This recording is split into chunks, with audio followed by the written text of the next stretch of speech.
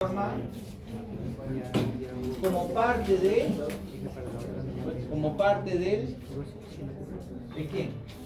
De la cloaca, ¿no? Como parte de la cloaca, ¿no? ¿Y qué es la cloaca? ¿O dónde se forma la cloaca? Cuando se forma aquí. ¿Cuando se forma aquí? Eran 3 partes. No, la cloaca. La cloaca. ¿Se forma como parte de qué? Del intestino. Del intestino. ¿Cómo? Delgado.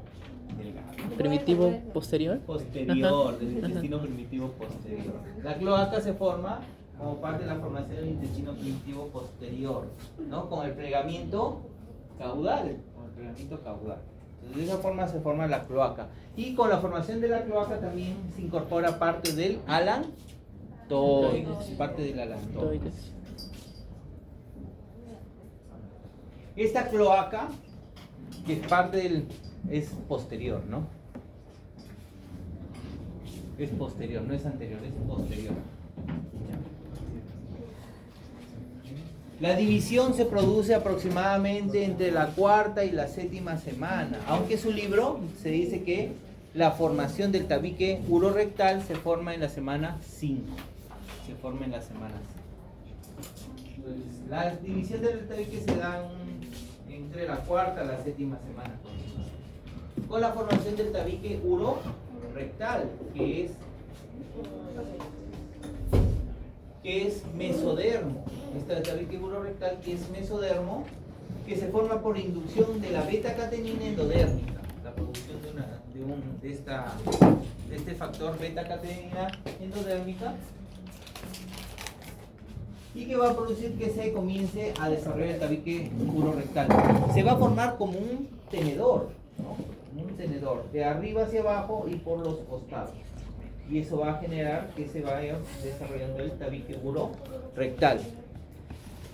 Y este tabique urorectal que va a dividir al final de la séptima semana y en la octava semana, lo va a dividir en dos porciones. Una porción por delante, que es el seno urogenital, y una porción por detrás, que es el canal ano-rectal. El canal o conducto ano-rectal. Miren como acá llega el tabique hacia lo que es el periné, ¿no? Y el tabique urorectal va a separar estas dos regiones.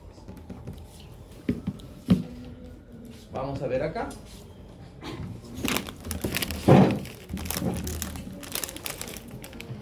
Miren cómo se va desarrollando el tabique y va llegando hacia el periné. Miren de acá, este es el seno urogenital que se forma, ¿no? Lo que es el alantoides y la vejiga, ¿no? En sus tres porciones, ¿no? de este seno urogenital. Miren acá, la división se forma en el conducto o canal anorrectal y lo que vendría a ser el sistema urogenital.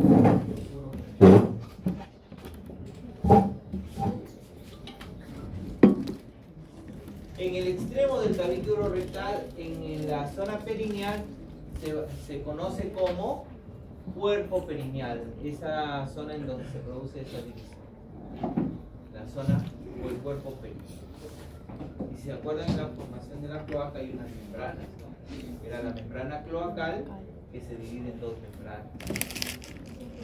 ¿Se acuerdan? De digestivo, ¿no? Mucho recién.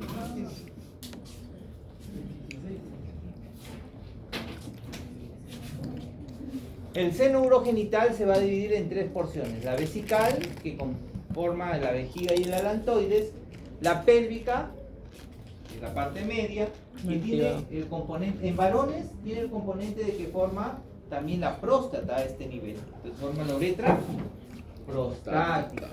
Y en las mujeres solamente forman la uretra. Y la fálica, que es la caudal.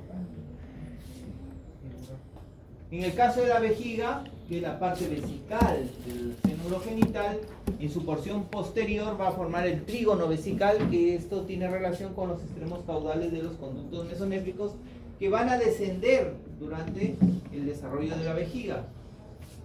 Y la formación de su epitelio es gracias al endodermo de la parte vesical del seno urogenital. Las demás estructuras, como músculo u otra estructura de la vejiga, se originan a partir del mesénquimo, es placa. Vamos a ver ahí. Miren cómo se forman las tres porciones vesical, pélvica y fálica del seno urogenital. Acá ya está dividido.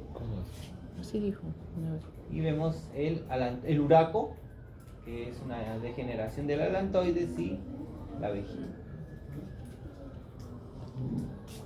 Inicialmente la vejiga se continúa con el alantoides, pero cuando ésta se vuelve en un grueso cordón fibroso se conoce como uraco, que se extiende desde el vértice de la vejiga hacia el ombligo.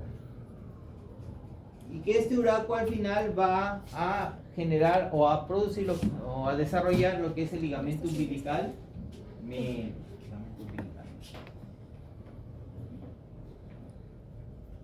Durante la diferenciación de la cloaca, ¿no?, el crecimiento y formación de la vejiga, los conductos que van a desembocar en la vejiga. ¿Cuál es el conducto que desembocaba en la cloaca primero y después en la vejiga? El conducto mesonéfrico, ¿no?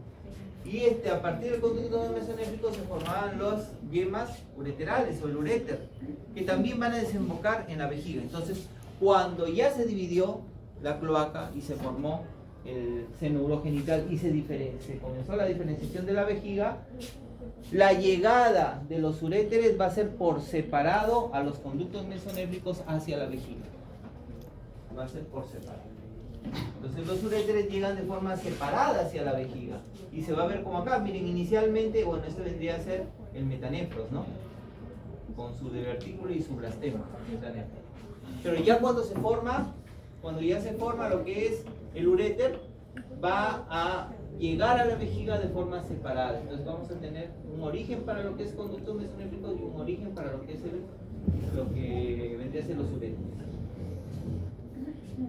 Entonces, durante esta formación, la zona de entrada de los conductos mesonéfricos, la vejiga se reduce considerablemente y se convierte en uretra.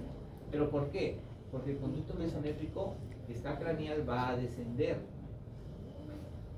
de forma caudal hasta llegar a la uretra, donde va a tener una abertura.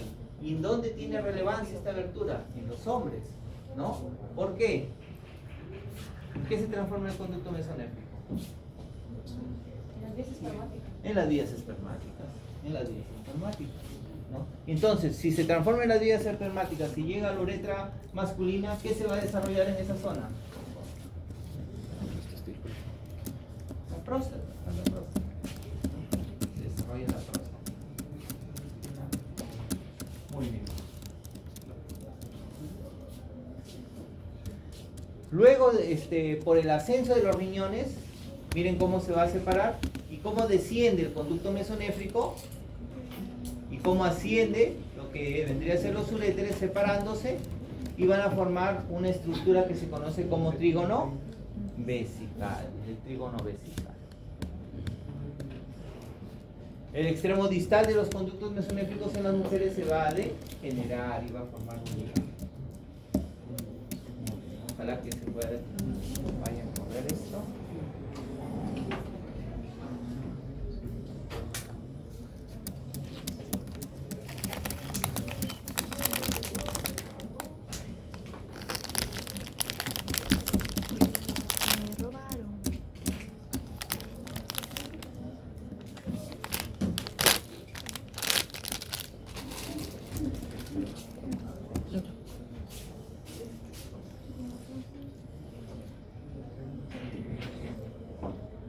Va a pasar. Que nos pase, dígale, aproveche. Que nos pase las diabos. Sí, pues.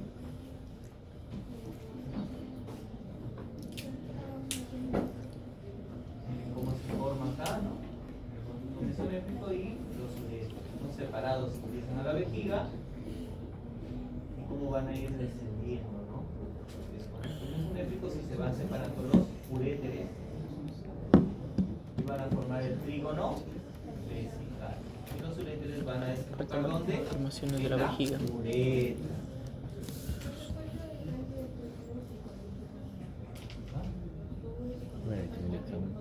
Postes.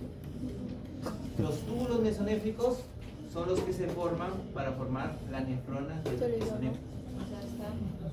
Postes. No, están unidos a los conductos. Los conductos es toda la comunicación que va hacia la cloaca inicialmente. El túbulo, sí. ¿Ah? No, los túbulos están en la masa, en el mesodermo. Así se ve esta potente.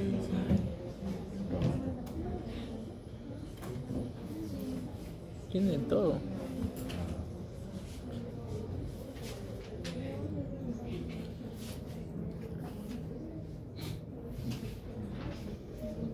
Lo vemos. Terminando Como lo no sabe paso. mi amor, tenía cantidad de tiempo. Las ya puso el video. Editamos. ¿Qué va a pasar? La vejiga en lactantes y niños se encuentra en el abdomen, se introduce en la pelvis aproximadamente a los 6 años de edad, Lo perdí. desde los cuales es el órgano pélvico después de la pubertad.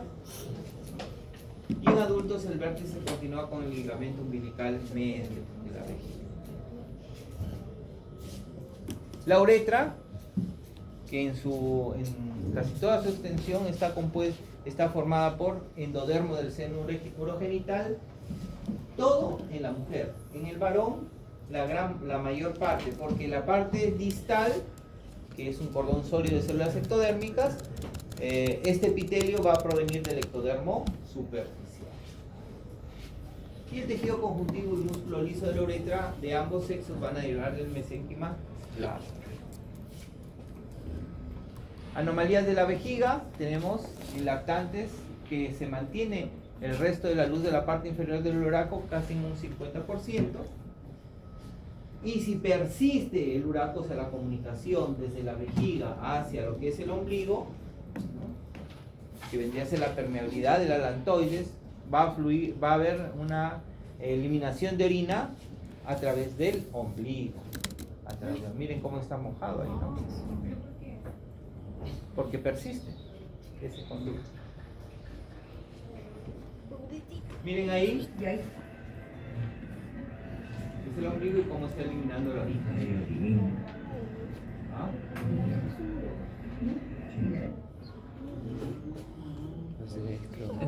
Es de usted, doctor, ¿verdad? ¿Ah? Es de usted. ¿Tú? Sí. Pero Ajá. estaba filmando un nefrólogo, un neonatólogo. Y estaba. Pero creo que falla ahí. O sea, persiste, pero Sí, eso. Porque se debería obliterar o sea, falla la O sea, sí, ve. la obliteración. Patologías. La formación del uraco. En vivo y en directo. El quiste uracal es un vestigio del revestimiento epitelial que se da en el uraco. O sea, el uraco es como un conducto que se va a ir obliterando, ¿no? Porque es una continuación del alantoides, en su origen. Es el alantoides, que es un conducto, de ahí se vuelve fibroso, ¿no? Y se oblitera, y se forma el uraco. Ay, no Y sé después cómo le esto haría se ahí. conoce como ligamento umbilical, ¿no?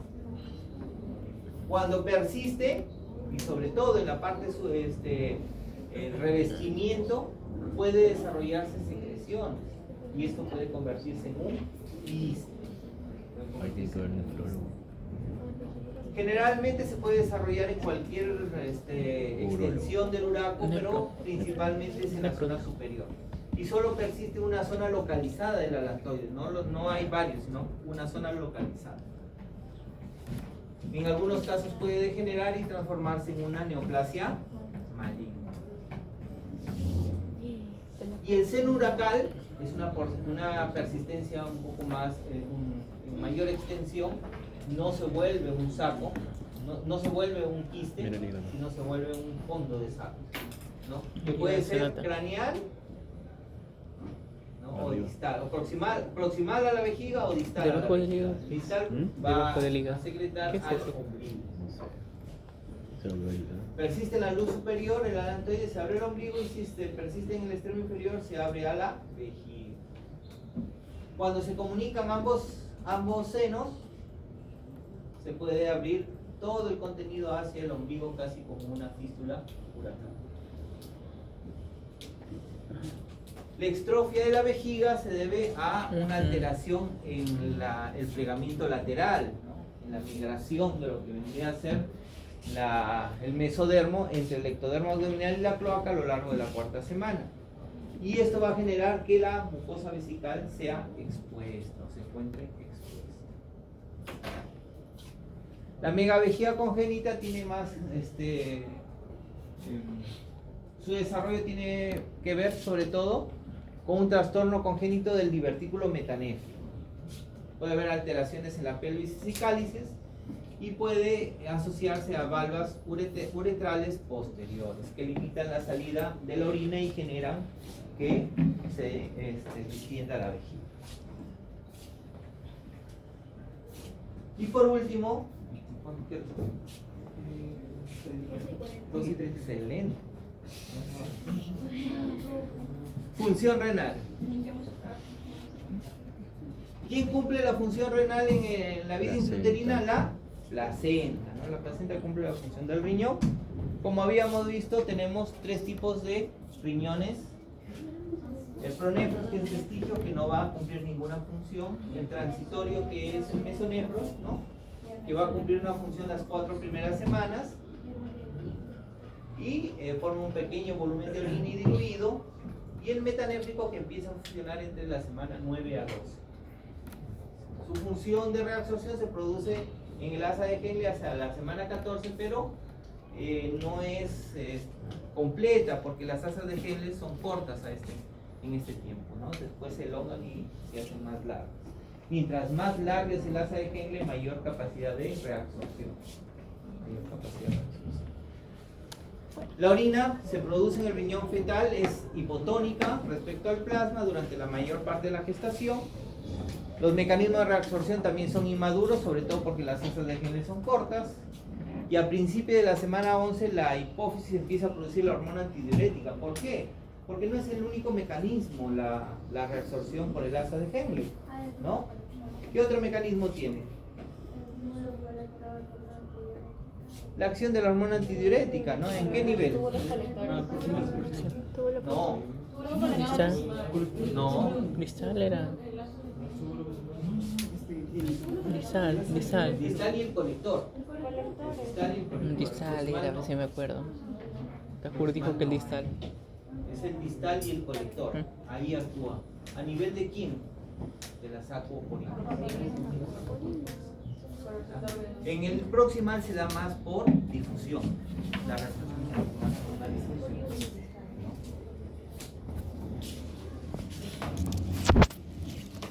La función renal intrauterina no es necesaria en la vida fetal porque tenemos lo que es la placenta. Sin embargo, en embriones con agenesia renal sobreviven a pesar de que presentan oligohidrámidos. Pero como habíamos dicho, si hay una agenesia renal, no hay formación de orina, no se produce líquido amniótico, está en oligohidrámidos y no induce formación de los pulmones. Entonces va a ser un niño con agenesia renal e hipoplasia pulmonar y cuando nace no va a sobrevivir. Nunca le he probado. Postnatal, la velocidad de ingesta y secreción de líquidos en el recién nacido es 7 veces mayor que en el adulto en relación al peso corporal. Por eso hay una cualidad que se da, que el niño durante los 7 primeros días baja hasta el 10% de peso corporal. Hasta el 10% puede bajar el niño, o tendría que bajar, pero no más del 10%. Pero es ¿por qué? Porque el riñón es inmaduro, tiene más excreción que reabsorción, 1 y 2. ¿Por qué sería? ¿Por qué creen? No tiene que ver con eso. Tiene que excretar. ¿Por qué? Está bien, tu raciocinio es cierto, tiene que excretar, pero ¿por qué? No, no es un pececito. Pero hasta cierto punto es cierto, ¿no? Como es un bebé pequeño, tiene mayor contenido de líquidos. Y este contenido de líquidos es mayor en su compartimiento extracelular, ¿no? Entonces tiene que equilibrarse con la eliminación de este líquido.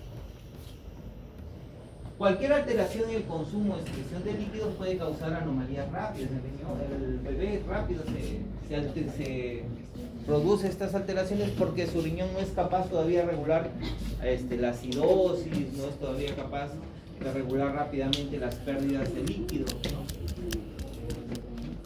Y además que el metabolismo del lactante es el doble del adulto en relación a su masa corporal, ¿no? Formando el doble de ácidos y haciendo un lactante propenso a la acidosis con cualquier tipo de trastorno.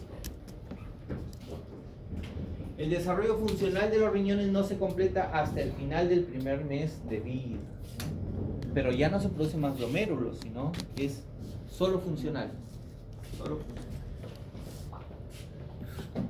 Y lo que vendría a ser la concentración de la orina es 1.5 veces la osmolaridad del plasma. Es poco en relación a la concentración que hace el riñón del adulto, que es de 3 a 4 veces la concentración del plasma, ¿no? La osmolaridad del plasma. Entonces, este lactante, si hay alguna alteración en lo que son los líquidos, va a ser propenso a la acidosis, a la deshidratación o a la sobrehidratación, sobre todo en pacientes hospitalizados, en los cuales no se puede tener un dato seguro para los volúmenes que se están administrando, a pesar de que tenemos algunos rangos que se manejan. Listo.